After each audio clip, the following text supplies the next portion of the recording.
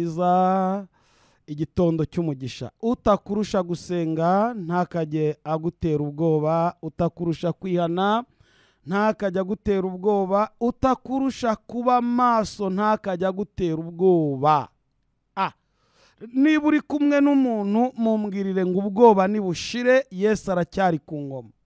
Abadayimoni baragukanga bakaguhahamura bakagukura mu mutima. Utakurusha gusenga ntakajya agutera ubwoba.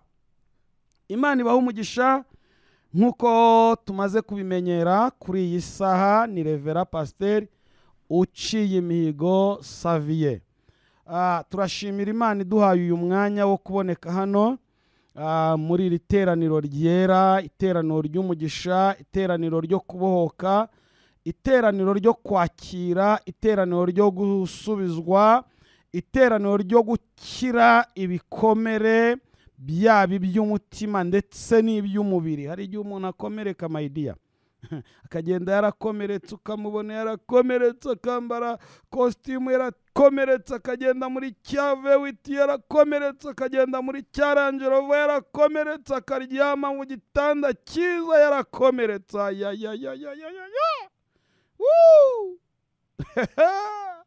Akaba mu kazi yarakomeretse, mama we, akaba mu rugo yarakomeretse. Wajya umureba ukaba ati mbega umugore w'ikizungerezi, mama yakuganiriza ukumva yapfuye agenda neza. Ariko mwituze no mu byiringiro hari igisubizo. Hari igihe umuntu atunga amafaranga ariko akayatungana ibikomere.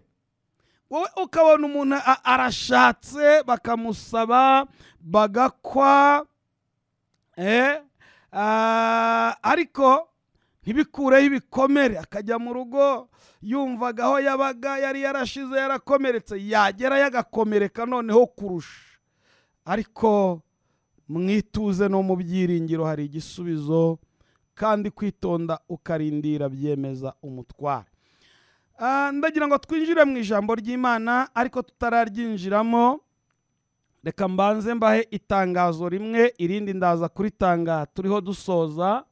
Ndagira ngo mbabwire abanyumva, nawe uze kubwira abandi ko dufite amasengesho y'iminsi 2 yo gusoza ukwezi no gutangira ukundi. Amasengesho azaba kuri 30 no ku ya mbere. Ni amasengesho avuga ngo baho. Tuzayasenga muri ubu buryo rero. Murabizi ko twebwe ntago baradukingurira, ariko tuzabibabwira nibikunda, ariko nta cyakuraho ko dusenga. Tuzayasenga muri ubu buryo. Aya masengesho azatangira ari kuwa 3, tuyasoze ari kuwa 4 nimugoroba. Nibidukundira uko tubitegura, tuzajya tuba hano ku masaha tutari twamenya, ariko icyo dutekereza nuko ni mubidufashijemo, kuko turi hano ku bwanyu. Turifuza kugura amaspesho muri ayo masengesho, tukazajya tubonekamo hano mbere yuko tuzaba turi aho tuzasengera. Buri muntu wese aya masengesho azayakorera aho azaba ari, n'ubu uri mu kazi, n'ubu uri iwawe mu rugo. Murabizi ko kubera impamvu za korona ntago abantu bagipfa guhura. Rero uzayasengera aho uri. Hari ibintu byanze, hari ibintu byananiranye, hari ibintu bimaze imyaka umaranye igihe n'igihe, ariko ndifuza ko tuzabana muri aya masengesho. Ni amasengesho yo gusoza ukwezi tugatangira ukundi. Wenda ku cyumweru nzabaganiriza, mbabwira Imana imbwira aya masengesho, impamvu yayambwiye, nari uko yabimbwiye. Rero tangira witegure kuzabana natwe muri aya masengesho. Tangira utegure, ubwire mugenzi wawe, muri aya masengesho Imana izakoreramo imirimo n'ibitangaza. Muri aya masengesho Imana izaguheramo uburinzi. Muri aya masengesho hari indwara zizakira. Kubera iki? Ni Imana yavuganye nanjye ngo ntegura aya masengesho, nindangiza nyatangariza abanyarwanda. Ni amasengesho tuzasengera aho turi, buri ntara iyo ari yo yose cyangwa se igihugu icyo ari cyo cyose. Ukeneye gusenga wese, ndifuza ko tuzabana muri aya masengesho y'iminsi 2. Imana ibaha umugisha. Turacyafite igihe kinini cyo kuyatangaza no kuyavugaho. Ku cyumweru nzafata umwanya munini nyavugeho, hanyuma ndabizi ko Imana izakorana natwe imirimo n'ibitangaza. Murakoze, Imana ibaha umugisha.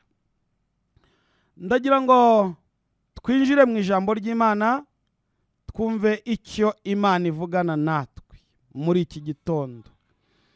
Turasoma Yesaya ibice 10 n'umurongo waho wa 27. Yesaya 10:27. Haravuze ngo uwo munsi umutwaro baguhekeshaga uzakuva ku bitugu, kandi uzakurwa no ku buretwa bagushyizeho. Bagushyizeho uburetwa buzamarwa no gusigwa. Reka dusubiremo.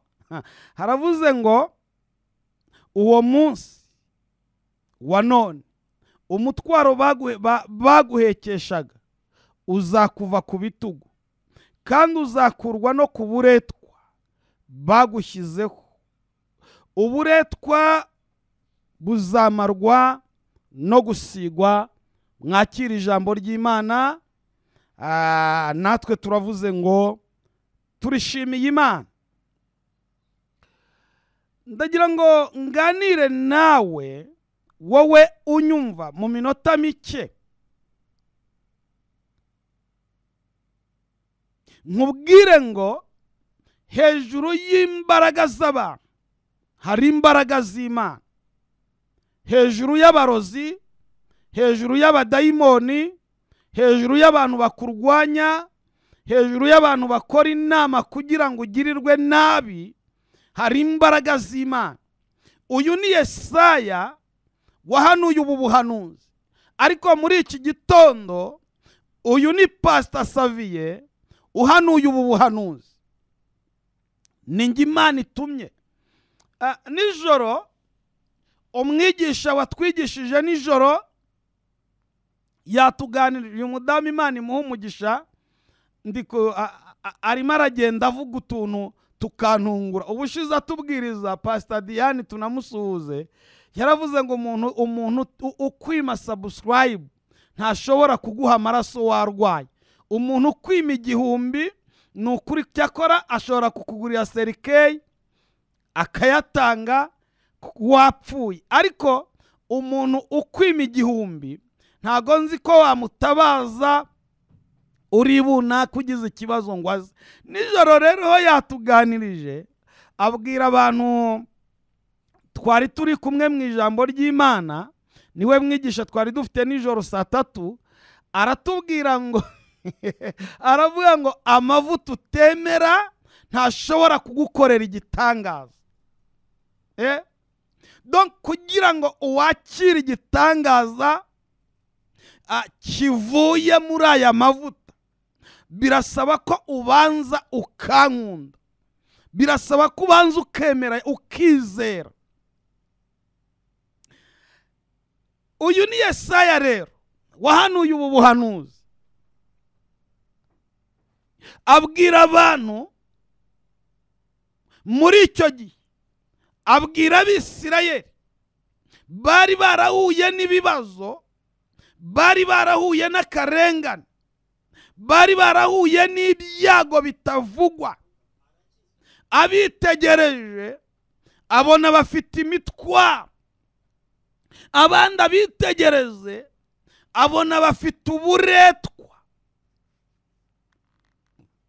Ngo Imana ibarebe ibona Abisirayeli nubwo barimo bagenda ariko bafite uburetwa babashyizeho. Hari uburetwa bafite.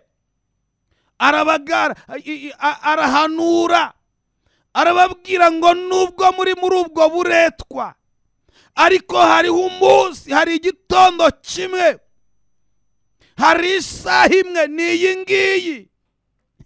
Arababwira ngo uwo munsi imitwaro babahekesheje izabava ku bitugu. Uwo munsi ubushomeri mumazemo imyaka buzabavaho. Uwo munsi imitwaro abarozi bakwikoreje izakuvaho. Uwo munsi karande izakuvaho. Uwo munsi indwara izakuvaho. Uwo ni umutwaro.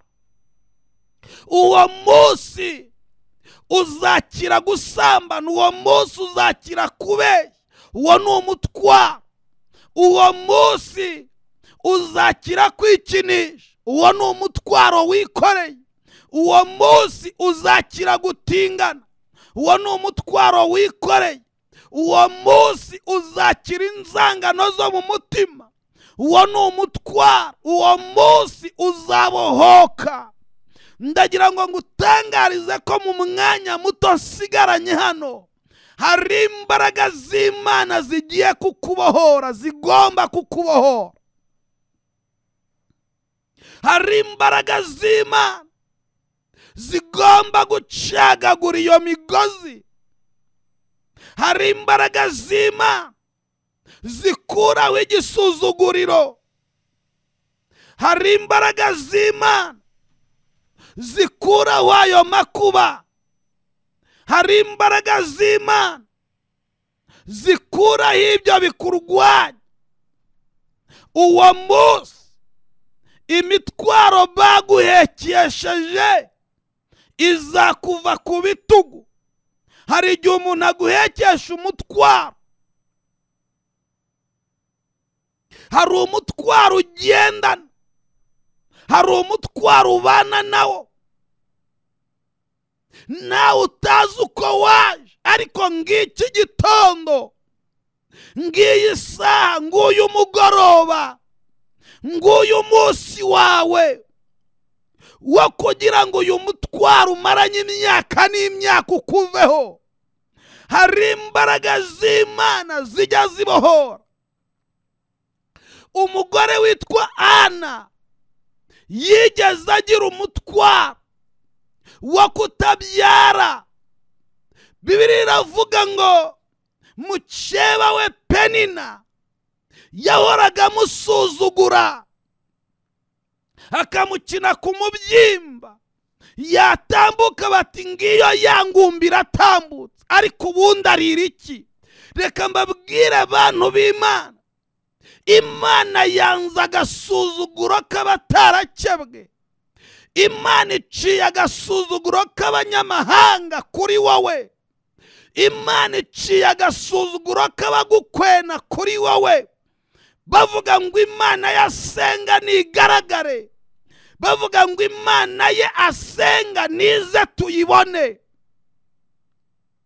Bavuga ngo iyo Mana asenga itamuha umugabo nk'abandi ni Imana ki? Bavuga ngo iyo Mana asenga iwe bagahora barwana ni iyihe? Dawidi yigeze ahanura, aravuga ngo Imana yacu izaza ntizaceceka. Hehe, aravuga ngo imbere yayo umuriro uzakongora. Imana itugirire neza. Ana aba muri icyo kigeragezo ngo umunsi umwe akubitana n'umuntu wasizwe. Hari imbaraga ziba mu gusigwa. Hari imbaraga ziba mu mavuta. Hari imbaraga ziba mu guhura n'umunyamavuta. Uwo munsi imitwaro baguhekesheje izakuvaho. umaze igihe ufite umutwaro w'indwara yo kuva, uyu ni umunsi wawe. Akira imbaraga zibohora. Yesaya arimo ahanura, aravuga ngo uzakurwa no ku buretwa. Umuretwa ntagira agaciro. Umuretwa turamugereranya n'imbata. Ngira ngo naho umuretwa ni umuntu batwara bakamujyana bakajya bamukoresha akazi kabi. Ariko Yesaya yitegereze Abisirayeli, aravuga ngo uwo munsi muzakurwaho umutwaro ibitugu bya. Ntabwo nzi umutwaro ukuremereye uyu munsi, ariko dore hari imbaraga z'Imana zimanutse ngo zigukureho uwo mutwaro. Nawe uhagarara ushima Imana, nawe uhagarara uvuga imbaraga z'Imana, nawe uhagarara uvuge gukomera kw'Imana, nawe uhagarara uvuge imirimo y'Imana. Haravuga ngo kandi uburetwa bagushizeho buzamarwa no gusigwa. Nta kindi Yesaya yavugaga gusigwa amavuta. Haleluya. Amavuta, iyi ngufuri yagize umugesi ugasukamo amavuta, nubwo yari yanze gufunguka, ariko iyo yumvise amavuta wa mugesi uvaho. Erega ukeneye gusigwa.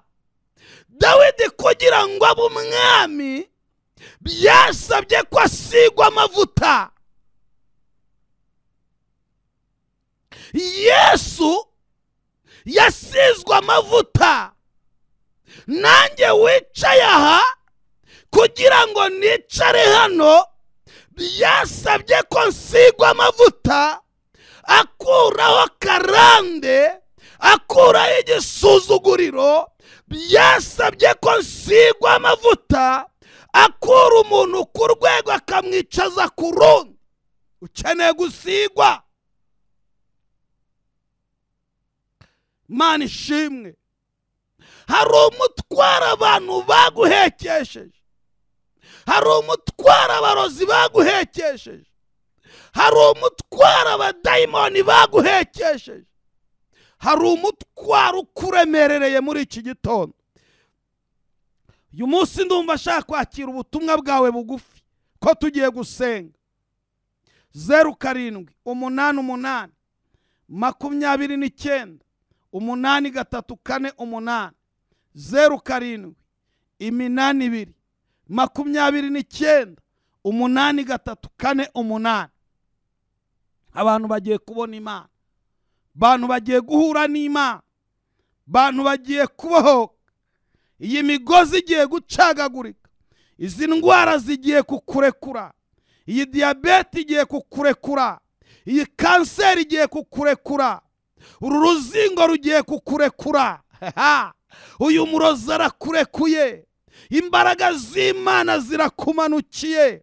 Hari umutwaro baguhekesheje, baravuga ngo ntuzigere ushaka, uwo mutwaro nukuveho. Hari umutwaro baguhekesheje witwa ubugumba, batwara imyenda yawe barayimanika, batwara imyenda yawe barayitaba, batwara imyenda yawe bayishyira munsi y'ibuye. Hari imbaraga z'Imana zimanutse nonaha zikureho izo imbaraga z'abarozi, zikureho uwo mutwaro. Umaze igihe uri mu marira, umaze igihe ubabaye, umaze igihe uri mu gahinda. Ndagira ngo nkubwire ko hari ibintu Imana ije kurangiza. Hari imitwaro baguhekesheje igomba kukuvaho. Iyo umuntu afite umutwaro ntajya yishima, iyo umuntu afite umutwaro ntajya anezerwa. iyo umuntu afite umutwaro ntabwo nta mahoro agira. Uba mu rugo rwiza, umuntu akubonye yavuga ngo dore umudamu wasubijwe, ariko niyicarane nawe yumva amarira ufite umutwaro ukuremereye, urugo rwawe rwarasenyutse ntabwo uzi impamvu, ariko hari imbaraga z'Imana zagusubiza mu rugo rwawe ubuzima bugahinduka. Hejuru y'izi mbaraga z'iyi Delila yaroze umugabo wa, hari imbaraga z'Imana zimubohora. Abarozi n'abahanga, izi ndaya n'incakura, uzi ko bemera bagacunga umugabo wawe bagatwara amasohoro ye, ukibaza ikintu wapfuye n'umugabo bikakuyobera.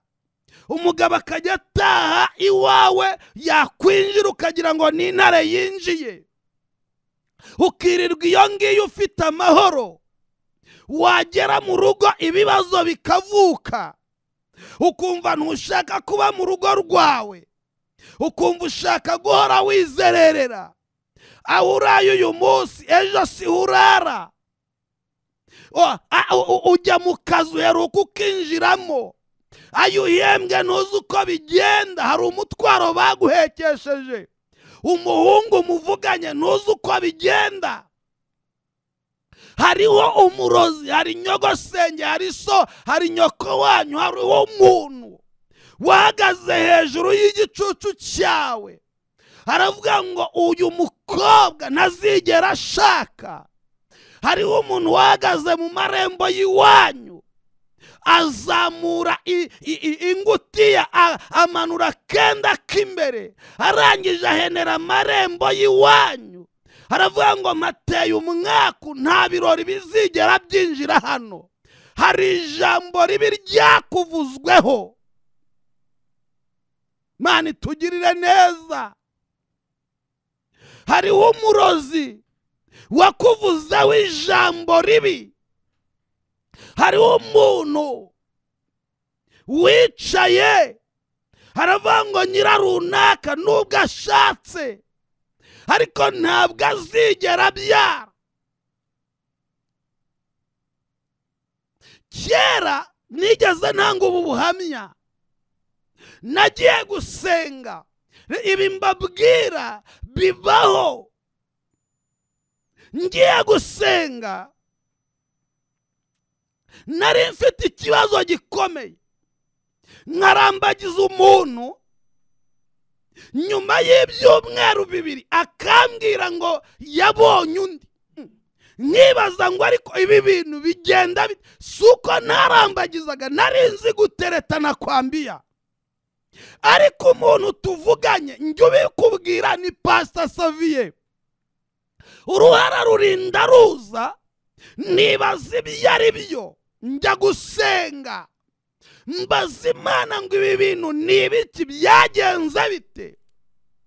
Imana irambwira ngo hari abantu, hari umuntu watwaye ubutaka bw'abantu wahagaze. Ndagira ngo nkubwire, wibifata nk'imikino, ibintu bikubaho, hariho umuntu wabigizemo uruhare. Reba imyaka umaze utegurirwa mission hakagenda undi mu izina rya.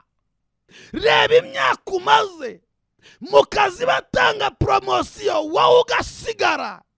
Reba imyaka umaze ucuruza nk'abandi wowe bikanga. Mukobwa unyumva, reba imyaka umaze urambagizwa ariko bikanga. Ahubwo icyo bagukorera ni ukukubwira ngo manumve. Mu yandi magambo, usambana n'abijumba, ejo ukaryamana n'abitoki, ejo ukaryamana n'abihunda, iteka ryose uhora muri ubu buzima bw'ibya. Nawe ubwisangamo. si uko utazi gufata umugabo wawe neza mama, ariko igihe cyose wisanga uyu mugabo yagucitse ukibaza ngo niki ntujuje, nta kindi ahubwo hari umutwaro baguhekesheje. Akira imbaraga z'Imana zibohora mu izina rya Yesu. Reba abandi basore mwavukiye rimwe, subiza amaso inyuma ko tugiye gusenga. Terazarabinima, subiza amaso inyuma, reba aho bageze, reba abavandimwe ba, reba diploma wicaranye imyaka n'imyaka. Nta yindi mpamvu, hariho abantu bayivugiyeho ijambo ribi. Nta kindi cyagukuraho uyu mutwaro. Hari umutwaro ugomba kukuvaho muri iki gitondo. Ugerageza kuzamuka nk'abandi, igihe cyose ugasanga wasubiye inyuma, ukibaza impamvu bikakuyobera.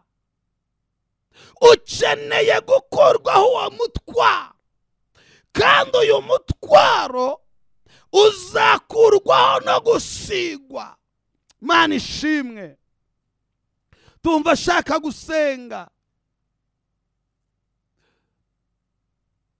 Niyo mpamvu Stella yaririmbye aravuga ngo utakurusha gusenga.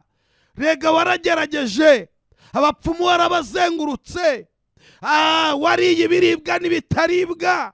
Reba inzara tumaze kugaburira umugabo, reba ibyo ugendana mu mukanda, mu mukunja w'ipantaro, reba ibyo ujya uzinduka ujya kunyanyagiza kuri depa ukorera, ngo urebe ko bigenda, ariko byaranze. Hari imbaraga z'Imana zacagagura iyo migozi. Umaze igihe ufite umubabaro, umaze igihe ufite agahinda, umaze igihe ufite intimba, umaze igihe umva itangazo. Iki ni igitondo, iyi ni isaha yo gukurwaho ubwo buretwa, yo gukurwaho iyo nyatsi, yo gukurwaho ubwo burwayi. Iyi ni isaha imbaraga z'Imana zimanutse ku buzima bwawe ngo zigukize uwo mugongo, zikize izo mbavu, zigukureho icyo cyangiro, urugo rwawe rwongere rwubakike. Nawe ugira ubuzima nk'abandi, nawe ugira amahoro nk'abandi. Imana itugirire neza. Yo, Imana ikugirire neza, Imana ikugirire neza, Imana ikugirire neza. Uyu mutwaro nukuveho. Uyaravuze ngo mwaramutse pastor, niba bankundiye Aloyizi yansengera mbone umugabo, mfite imyaka 37. Yo, nukuri kw'Imana hari imbaraga z'Imana zigomba kugucira inzira ugashaka. Uyu mutwaro ugomba kukuvaho. Uyaravuze ngo pastor nituyisenge, munsengere kuko mfite umutwaro undemereye, kuko umusore wese dukundanye birangira. Wowe wari wabaye nkanjye kabisa, nanjye niko nari narabaye, birangira bamo. Imana ikugirire neza. Hari umutwaro, abantu bafite imitwaro ibaremereye. Ubona abantu basokoza agasatsi kamwe kagakubitana, kandi akagakubitano, mama agakubitaho fondo, tagakubitaho giporoso, bya bindi bisiga, niba ari giporoso niba ari iki, ukabona umuntu aragenda ashining, ariko mu mutima ibintu byarazambye. Nataka tuombe. Ugomba gukurwaho uyu mutwaro. Ndagira ngo dusenge. Pastor, Imana iguha umugisha. Inyigisho zawe zingeze ku mutima. Umugabo wanjye Derira baramujyanye. Message ni nyinshi cyane, ni nyinshi. kansoreze kuri iyi dusenge. Yaravuze ngo pastor nsengera imwe, ndagira ngo mbabwire ntago mfite ubuhanuzi bumara imyaka. Hari imbaraga z'Imana none hazigiye kukumanukira ugahamagara ushima Imana. Umaze igihe usengera amafaranga ugiye kuyakira. Umaze igihe usengera umukiriya Imana igiye kumuguha. Umaze igihe usengera agakiza mu muryango Imana iragatanze. Umaze igihe usengera gukira indwara akira gukira. Umaze igihe usengera urugo rwakire. Umaze igihe usengera inkwano yakire. Umaze igihe usengera ubutabazi bwakire. Umaze igihe ufite diplome yatonze uruhumbu mu kabati, nivemo ijye mu kazi. Wize ukeneye kugira ngo ufashe n'umuryango, ufashe n'itorero, akira akazi tugiye gusenga. Umaze igihe ufite perimi itagira akazi, wabuze uko ubigenza, akira akazi mu izina rya Yesu. Hari imbaraga z'Imana zigomba gucagagura izo ngoyi, ubuzima bwe bugahinduka. Terazala minima. Data mu izina rya Yesu, ndagushimiye kukuyeho aba bantu imitwaro bakaba babohotse. Buri muntu wese wari ufite ikimutsikamiye nigikurweho. Mpamagaye amavuta y'Imana ku buzima bw'aba bantu. Buri wese wari uteze amatwi uyu muhanuzi niyakira ubutabazi. Mpamagaye ubutabazi, natuye ubutabazi. Nohereje amavuta mu izina rya Yesu akiza indwara, akuraho igisuzuguriro. Buri wese warubabaye niyishime, uwari urwaye nakira, uwari uboshwe nabohoke mu izina rya Yesu Kristo w'i Nazareti. Amen. Imana ibahe umugisha. Mbibutse niba unkunda, ndashaka kugusaba sura urubuga rwacu rwa YouTube. Televiziyo yacu yitwa Umurage w'Abera TV, ikorera kuri internet. Niba utarakora subscribe, umaze kudusura ukore subscribe, ube member kugira ngo ikiganiro uko kigiyeho kijye gihita kikugeraho utagombye kujya gushakisha. Imana ibahe umugisha. Nimero yanjye igendanwa ni